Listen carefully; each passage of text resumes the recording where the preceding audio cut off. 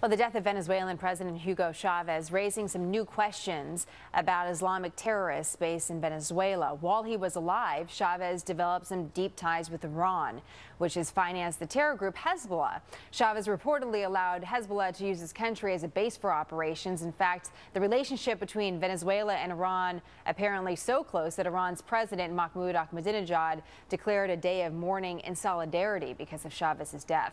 But there are some differing opinions about how much of a threat Hezbollah is now south of our border and what will happen in light of Chavez's death. Matthew Levitt is director of counterterrorism and intelligence at the Washington Institute for Near East Policy. He's also the author of an upcoming book, Hezbollah, the Global Footprint of Lebanon's Party of God. So good person to talk about Hezbollah with. Matthew, I've seen a differing of opinions about how active, how much of a threat Hezbollah is because of whatever operations it might have in Venezuela. What's the truth about Hezbollah in Venezuela? The truth is that without hyping things, Hezbollah has been in Venezuela for many years. There's a large Lebanese expatriate community there, and within that community, a small number of Hezbollah operatives are able to hide in plain sight. And we in the United States are very aware of this because we've seen the connections in multiple different cases we've had here. When Hezbollah operatives were caught in a cigarette smuggling scam in North Carolina, 3 of them we found came in through Venezuela. In a major bust in the Philadelphia area, where Hezbollah operatives were buying and stealing PlayStations and cell phones, they were shipping them to Venezuela, and they were getting passports in return. One of our concerns is that Hezbollah apparently is getting Venezuelan passports, which are very easy to duplicate on the one hand, and they often don't even have to because, according to some reports, the government has been providing them to the group. So that gives them more freedom to travel to places like America. To travel anywhere, but we're obviously concerned here in the Western Hemisphere. Venezuela is just to our south, and so this is an issue that's of immediate concern to us. So what do you think about the death of Chavez? Could that be a game changer? Could that really limit Hezbollah's growth and its operations?